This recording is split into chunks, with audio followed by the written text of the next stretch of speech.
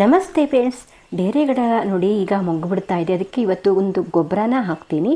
ಹೇಗೆ ಹಾಕ್ತೀನಿ ಮತ್ತು ಸಪೋರ್ಟನ್ನು ಗ್ರೋ ಬ್ಯಾಗಲ್ಲಿರುವಂಥ ಗಿಡಕ್ಕೆ ನಾನು ಯಾವ ರೀತಿ ಸಪೋರ್ಟನ್ನು ಕೊಡ್ತೀನಿ ಅನ್ನೋದನ್ನು ಈ ವಿಡಿಯೋದಲ್ಲಿ ಹೇಳ್ತೀನಿ. ಹಾಗಾಗಿ ಈ ವಿಡಿಯೋನ ಪೂರ್ತಿಯಾಗಿ ನೋಡಿ. ನೀವು ನನ್ನ ಚಾನಲ್ನ ಸಬ್ಸ್ಕ್ರೈಬ್ ಮಾಡದೆ ಹೋದರೆ ಸಬ್ಸ್ಕ್ರೈಬ್ ಮಾಡ್ಕೊಂಡು ನೋಡಿ, ಯಾಕಂದರೆ ನಾನು ಹಾಕುವ ಎಲ್ಲ ವಿಡಿಯೋದ ನೋಟಿಫಿಕೇಷನ್ ನಿಮಗೆ ಬರುತ್ತೆ. ಹಾಗಾಗಿ ಎಲ್ಲ ವಿಡಿಯೋಸನ್ನು ನೋಡ್ಬೋದು. ನಾನು ಗಾರ್ಡನಿಂಗ್ ವಿಡಿಯೋಸು ಮತ್ತು ಒಂದಷ್ಟು ಗ್ರೋ ಬ್ಯಾಗನ್ನು ಹೊಲಿಯೋದು ಎಲ್ಲವನ್ನೂ ಹಾಕ್ತೀನಿ, ಅವೆಲ್ಲವನ್ನು ನೋಡ್ಬೋದು. ಹಾಗೆ ಈ ವಿಡಿಯೋಕ್ಕೆ ಒಂದು ಲೈಕ್ ಮಾಡಿ, ಮತ್ತಷ್ಟು ಜನರಿಗೆ ಇದು ಹೋಗುತ್ತೆ ಮತ್ತು ಖುಷಿ ಕೊಡುತ್ತೆ ನನಗೆ. ಹಾಗಾಗಿ ನೋಡಿ, ನೀರ್ಸೋಣೆ ಗಿಡಗಳನ್ನು ನಾನು ಮೇದಲ್ಲಿ ಇಷ್ಟು ಗಿಡಗಳನ್ನು ನಾನು ಕಟಿಂಗಿಂದ ಬೆಳೆಸ್ಕೊಂಡಿದ್ದೀನಿ. ತುಂಬ ಜನರು ನೀರ್ಸೋಣೆ ಕಟಿಂಗನ್ನು ಮೇದಲ್ಲಿ ಹಾಕೋಕ್ಕೆ ಬರಲ್ಲ ಅನ್ನೋರು ಈ ವಿಡಿಯೋನ ನೋಡಿ. ಮತ್ತು ನಾನು ಹಿಂದಿನ ವಿಡಿಯೋದಲ್ಲಿ ನನಗೆ ಹೇಗೆ ನೀರ್ಸೋಣೆ ಗಿಡ ಕಟಿಂಗನ್ನು ಹಾಕೋದು ಅಂತಲೂ ತೋರಿಸಿದ್ದೀನಿ, ಮತ್ತು ರಿಪೋರ್ಟಿಂಗ್ ಮಾಡೋದು ಅಂತಲೂ ತೋರಿಸಿದ್ದೀನಿ. ಇವಿಷ್ಟನ್ನು ನಾನು ಇನ್ಮೇಲೆ ರಿಪೋರ್ಟಿಂಗ್ ಮಾಡ್ಕೋಬೇಕು. ಒಂದೇ ಸಾರಿಗೆ ನಾವು ದೊಡ್ಡ ಗ್ರೋ ಬ್ಯಾಗಲ್ಲಿ ಕಟಿಂಗನ್ನು ಹಾಕ್ಕೊಂಡ್ರೆ ಅದು ಚೆನ್ನಾಗಿ ಬರಲ್ಲ. ನಾವು ಮತ್ತೆ ಅಂದರೆ ಆ ಸೈಜು ಯಾವ ಸೈಜಲ್ಲಿ ಕಟಿಂಗ್ ಅಥವಾ ಸಸಿ ಇರುತ್ತೋ ಆ ಸೈಜ್ ಕವರ್ನ ತಗೊಂಡು ನಾವು ಗ್ರೋ ಮಾಡೋದ್ರಿಂದ ಗಿಡ ಚೆನ್ನಾಗಿ ಬರುತ್ತೆ. ಇಲ್ಲ ಅಂದರೆ ಹಾಳಾಗಿಬಿಡತ್ತೆ. ನೋಡಿ, ನಾನು ಇಲ್ಲಿ ಮತ್ತೊಂದಷ್ಟು ಕಟಿಂಗನ್ನು ಹಾಕ್ಕೊಂಡಿದ್ದೀನಿ. ಈ ಟೈಮಲ್ಲಿ ಕಟಿಂಗನ್ನು ಹಾಕೋದು ತುಂಬ ಚೆನ್ನಾಗಿ ಬರುತ್ತೆ. ನೋಡಿ, ನಾವು ಹಾಕಿರೋ ಕಟಿಂಗ್ ಒಂದು ಬಾಡಿಲ್ಲ. ಈ ಮಳೆಗಾಲದಲ್ಲಿ ಕಟಿಂಗ್ ಹಾಕೋದ್ರಿಂದ ತುಂಬ ಚೆನ್ನಾಗಿ ಬರುತ್ತೆ ಕಟಿಂಗೆಲ್ಲ. ನಾವು ಇಲ್ಲಿ ಬೇರು ಬಂದ ಮೇಲೆ ನಾವು ರಿಪೋರ್ಟಿಂಗ್ ಮಾಡೋದ್ರಿಂದ ಮತ್ತೆ ಹೊಸ ಬೇರು ಬರಲಿಕ್ಕೆ ಅದಕ್ಕೆ ಹೆಲ್ಪ್ ಆಗುತ್ತೆ. ಹಾಗಾಗಿ ನಾವು ಸಸಿಗಳನ್ನಾಗಲಿ ಕಟಿಂಗನ್ನಾಗಲಿ ಸಣ್ಣ ಕವರಲ್ಲಿ ಹಾಕ್ಕೊಂಡು ಮತ್ತು ನಾವು ನೀರು ಹಾಕೋದು ಹೆಚ್ಚಾಗಿಬಿಡತ್ತೆ. ಹಾಗಾಗಿ ಯಾವುದೇ ಕಟಿಂಗ್ ಆಗಲಿ ಸಣ್ಣ ಸಸಿ ಆಗಲಿ ಸಣ್ಣ ಗ್ರೋ ಬ್ಯಾಗಲ್ಲಿ ಹಾಕ್ಕೊಂಡು ರಿಪೋರ್ಟಿಂಗ್ ಮಾಡೋದು ಬೆಸ್ಟು. ಯಾಕಂದರೆ ತುಂಬ ಜನ ಏನು ಮಾಡ್ತಾರೆ ಅಂದರೆ ಮತ್ತೆ ರಿಪೋರ್ಟಿಂಗ್ ಮಾಡಬೇಕಲ್ಲ, ಡಬಲ್ ಕೆಲಸ ಆಗುತ್ತೆ ಅಂತ ದೊಡ್ಡ ಕವರಲ್ಲೇ ಒಂದೇ ಸಾರಿಗೆ ಹಾಕಿಬಿಡ್ತಾರೆ. ಆಗ ಅದು ಬರಲ್ಲ. ಆ ತಪ್ಪ ಮಾಡಬೇಡಿ. ನನಗಂತೂ ಅದಿಷ್ಟ ಆಗಲ್ಲ, ನಾನು ಹಾಗೆ ಮಾಡೋದೂ ಇಲ್ಲ. ನೋಡಿ, ಈ ತುಳಸಿ ಗಿಡ ಎಲ್ಲ ತುಂಬ ದೊಡ್ಡದಾಗಿ ಬೆಳೆದ್ಬಿಟ್ಟಿತ್ತು. ಇನ್ಮೇಲೆ ಅಲ್ಲೆಲ್ಲ ನನ್ನ ಗಿಡನೇ ಇಡೋಕ್ಕಾಗಲ್ಲ, ಅಷ್ಟು ಬೆಳೆದ್ಬಿಟ್ಟಿತ್ತು. ಹಾಗಾಗಿ ಅವನ್ನೆಲ್ಲ ಕಿತ್ಕೊಂಡು ಒಂದಷ್ಟು ದಾಸವಾಳ ಗಿಡಗಳನ್ನೆಲ್ಲ ನಾನು ನೆಲದಲ್ಲಿ ಹಾಕಬೇಕಾಗಿತ್ತು. ಲೋಕಲ್ ವೆರೈಟಿ ಎಲ್ಲ ಒಂದಷ್ಟು ನಾನು ಕವರಲ್ಲಿ ಬೆಳೆಸ್ಕೊಂಡಿದ್ದೆ, ಅದನ್ನೆಲ್ಲ ಹಾಕಬೇಕಾಗಿತ್ತು. ಈ ವರ್ಷ ನಮ್ಮ ಮನೆಯವರಿಗೆ ಹೆಲ್ತ್ ಸರಿ ಇಲ್ಲದೆ ಇರೋದ್ರಿಂದ ಅದನ್ನೆಲ್ಲ ಮಣ್ಣು ಅಗದು ಮಾಡಿಕೊಡ್ಲಿಕ್ಕೆ ಆಗಲ್ಲ. ಹಾಗೆ ನನಗೂ ಮಣ್ಣು ಅಗಿಲಿಕ್ಕೆ ಅಷ್ಟೊಂದು ಆಗಲ್ಲ.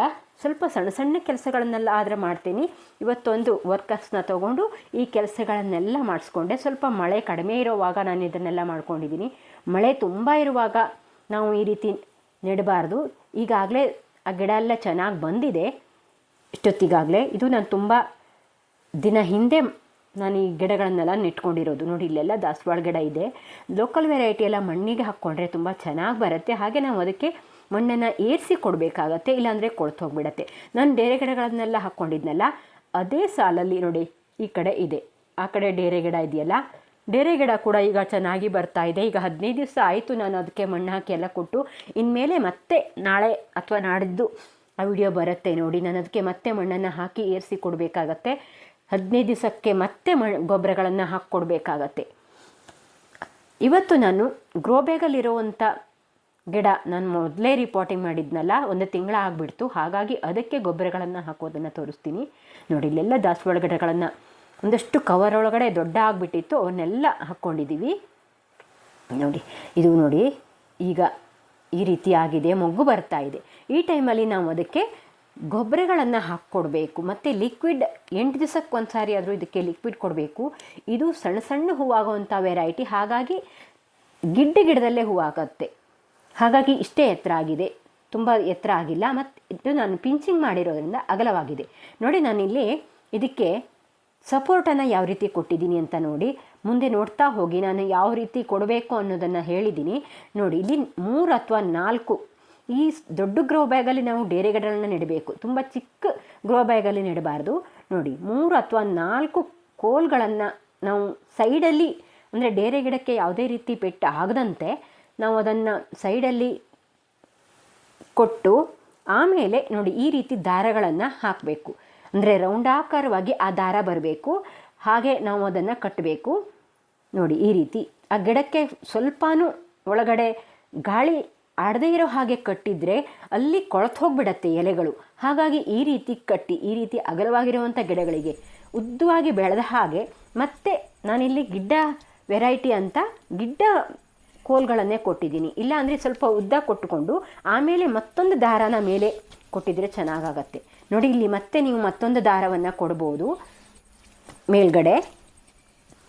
ಆಗ ಕೊಟ್ಟಾಗ ಗಿಡ ಬಿದ್ದು ಹೋಗೋಲ್ಲ. ಇದು ನಂದು ಗಿಡ್ಡ ವೆರೈಟಿ ಆಗಿರೋದ್ರಿಂದ ಅಷ್ಟೊಂದು ಎತ್ತರ ಆಗಿಲ್ಲ, ಹಾಗಾಗಿ ಇದೇ ರೀತಿ ಕೊಟ್ಟಿದ್ದೀನಿ. ನೋಡಿ ಈಗ ಮೊಗ್ಗು ಬಿಡ್ತಾ ಇದೆ.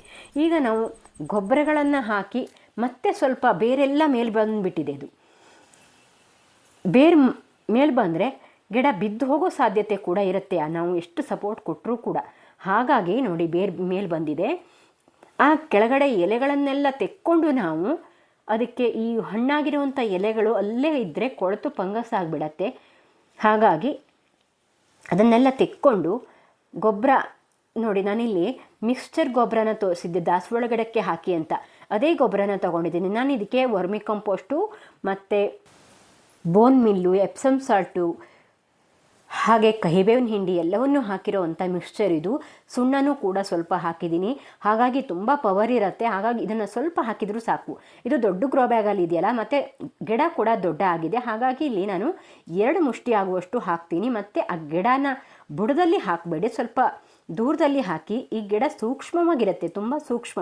ಹಾಗಾಗಿ ಆ ಸುಟಿಗೆ ಅದು ಸತ್ತೋಗೋ ಸಾಧ್ಯತೆ ಕೂಡ ಇರುತ್ತೆ. ನಾವು ಗೊಬ್ಬರ ಹಾಕಿ ಗಿಡಗಳನ್ನು ಕೊಂದ್ಕೋಬಾರ್ದು. ಹಾಗಾಗಿ ಸ್ವಲ್ಪನೇ ಹಾಕಿ ಮತ್ತು ಆ ಗಿಡವನ್ನು ಬಿಟ್ಟು ಹಾಕಿ. ಆ ಬೇರುಗಳಿಗೆ ನಿಧಾನವಾಗಿ ನೀರು ಬೀಳತ್ತಲ್ಲ, ಆಗ ಅದು ಹೀರ್ಕೊಳ್ಳುತ್ತೆ, ಸಾಕಾಗತ್ತೆ, ಅದೇ ಸಾಕಾಗತ್ತೆ. ನಾವು ಗಿಡಕ್ಕೆ ತಾಗಲ್ಲ ಅಂತ ಗಿಡದ ಬುಡದಲ್ಲಿ ನಾವು ಗೊಬ್ಬರಗಳನ್ನು ಹಾಕಿದರೆ ಅದು ಸತ್ತು ಹೋಗಿಬಿಡತ್ತೆ. ಹಾಗೆ ಬೇರೆ ಮೇಲೆ ಬಂದಿದೆಯಲ್ಲ, ಅದಕ್ಕೆ ನಾನು ಮಲ್ಚಿಂಗ್ ಮಾಡ್ತೀನಿ. ನೀವು ಬೇಕಾದರೆ ಸ್ವಲ್ಪ ಪಾಟಿಂಗ್ಸ್ ಕೂಡ ಹಾಕ್ಕೋಬೋದು, ಇಲ್ಲ ಒಣಗಿದ ಎಲೆಗಳನ್ನು ಬೇಕಾದರೂ ಹಾಕ್ಕೋಬೋದು. ನಾನು ಇಲ್ಲಿ ಅಡಿಕೆ ಸಿಪ್ಪೆನೇ ಹಾಕ್ತೀನಿ. ಅಡಿಕೆ ಸಿಪ್ಪೆ ತುಂಬ ಚೆನ್ನಾಗಿರುತ್ತೆ ಡೇರೆ ಗಿಡಗಳಿಗೆಲ್ಲ, ಹಾಗಾಗಿ ಇದನ್ನು ಹಾಕ್ತೀನಿ. ನೋಡಿ ಚೆನ್ನಾಗಿ ಆ ಎಲೆಗಳನ್ನೆಲ್ಲ ತೆಕ್ಕೊಂಡು ಅಲ್ಲಿವರೆಗೆ ಮಣ್ಣಿಗೆ ತಾಗುವಂಥ ಎಲೆಗಳನ್ನೆಲ್ಲ ತೆಕ್ಕೊಬಿಡ್ತೀನಿ, ಮತ್ತು ಫಂಗಸ್ ಆಗಿಬಿಡತ್ತೆ. ಹಾಗಾಗಿ ಅದನ್ನೆಲ್ಲ ತೆಕ್ಕೊಂಡು ನಾನು ಇಲ್ಲಿ ಮಲ್ಚಿಂಗ್ ಮಾಡಿ ಕೊಡ್ತೀನಿ ಈ ರೀತಿ. ಮತ್ತು ನಾವು ಇದಕ್ಕೆ 15 ದಿವಸ ತಿಂಗಳಿಗೆ ಒಂದು ಸಾರಿ ಯಾವುದಾದ್ರೂ ಪೆಸ್ಟಿಸೈಡನ್ನು ಸ್ಪ್ರೇ ಮಾಡಬೇಕು. ನಾನು ಕೊಳೆ ರೋಗಕ್ಕೆ ಅಂತ ತುತ್ತ ಸುಣ್ಣನ ಸ್ಪ್ರೇ ಮಾಡೋದು ತೋರಿಸಿದ್ನಲ್ಲ, ಅದನ್ನು ತಿಂಗಳಿಗೆ ಒಂದು ಸಾರಿ ಸ್ಪ್ರೇ ಮಾಡಿದರೂ ಸಾಕಾಗತ್ತೆ. ಅದನ್ನು ನಾನು ಸ್ಪ್ರೇ ಮಾಡಿದ್ದೆ, ಹಾಗಾಗಿ ನೋಡಿ ಕೊಳ್ತಿಲ್ಲ ಗಿಡಗಳು. ಇಲ್ಲ ಅಂದರೆ ಈ ಮಳೆಗೆ ಕೊಳ್ತೋಗ್ಬಿಡತ್ತೆ ಎಲೆಗಳೆಲ್ಲ. ನೋಡಿ ಈ ರೀತಿ ನಾವು ಮಲ್ಚಿಂಗ್ ಮಾಡಬೇಕು. ಮತ್ತು ಈಗ 1 ತಿಂಗಳಾಯಿತು, ಹಾಗಾಗಿ ನಾನು ಮತ್ತೆ ಅದಕ್ಕೆ ನಾನು ಸ್ಪ್ರೇ ಮಾಡಬೇಕು. ಅದನ್ನು ಸ್ಪ್ರೇ ಮಾಡಿದರೆ 1 ತಿಂಗಳದವರೆಗೆ ನಾವು ಏನನ್ನು ಸ್ಪ್ರೇ ಮಾಡೋದು ಬೇಕಾಗಲ್ಲ. ಮತ್ತು ಇದಕ್ಕೆ ಈ ಕಂಬಳಿ ಹುಳ ಎಲ್ಲ ಬರುತ್ತಲ್ಲ, ಅದನ್ನು ಹೆಕ್ಕಿ ತೆಗಿತೀನಿ ನಾನು. ಅದಕ್ಕೆ ನಾನು ಯಾವುದೇ ಪೆಸ್ಟಿಸೈಡನ್ನು ಸ್ಪ್ರೇ ಮಾಡಿಲ್ಲ ಇನ್ನೂವರೆಗೂ. ಬೇಕಾದರೆ ಹೇಳ್ತೀನಿ ನಾನು ಅದಕ್ಕೆ ಏನು ಮಾಡಬೇಕು ಅಂತ. ನೋಡಿ ಈ ರೀತಿ ಈ ವರ್ಷ ಕಂಬಳಿ ಹುಳ ತುಂಬ ಜಾಸ್ತಿ ಆಗಿಬಿಟ್ಟಿದೆ. ನಾನು ಬಸವನ ಹುಳಿಗೆ ಏನು ಮಾಡಬೇಕು ಅಂತ ಹೇಳಿದ್ದೀನಿ, ಅದನ್ನು ನೋಡಿ ಬೇಕಾದರೆ ಮಾಡಿ ನೀವು. ನೋಡಿ ಈ ರೀತಿ ಡೇರೆಗಳನ್ನು ಹೇಗೆ ನೆಡಬೇಕು ಅನ್ನೋದನ್ನು ಕೂಡ ನಾನು ಮತ್ತು ರಿಪೋರ್ಟಿಂಗ್ ಮಾಡೋದನ್ನು ಹೇಳಿದ್ದೀನಿ. ನೋಡಿ ಎಷ್ಟು ಚೆನ್ನಾಗಿ ಬಂದಿದೆ. ಇದನ್ನು ಪಿಂಚಿಂಗ್ ಮಾಡೋದ್ರಿಂದ ಇಷ್ಟು ಚೆನ್ನಾಗಿ ಬಂದಿದೆ. ಈಗ ಇನ್ಮೇಲೆ ಗಿಡ ತುಂಬ ಹೂವಾಗತ್ತಲ್ಲ, ಆಗ ಚೆನ್ನಾಗಿ ಕಾಣಿಸುತ್ತೆ. ಇದು ಗಿಡ್ಡ ವೆರೈಟಿ ಮತ್ತು ಸಣ್ಣ ಸಣ್ಣ ಹೂವಾಗತ್ತೆ, ಹಾಗಾಗಿ ಇಷ್ಟು ಅಗಲವಾಗಿ ಬೆಳೆದಿದೆ. ಇಲ್ಲ ಅಂದರೆ ಉದ್ದ ಬೆಳೆದು ಬಿಡತ್ತೆ. ನೋಡಿ ಇದು ನಾನು ಗಡ್ಡೆನ ನೆಟ್ಟಿದ್ನಲ್ಲ ರಿಪೋರ್ಟಿಂಗ್ ಮಾಡಬೇಕಾದ್ರೆ, ಇದು ನಾನು ಕೋಲನ್ನು ಕೊಟ್ಟಿರಲಿಲ್ಲ, ಹಾಗಾಗಿ ಅದು ಮುರಿದು ಹೋಗಿಬಿಟ್ಟಿತ್ತು.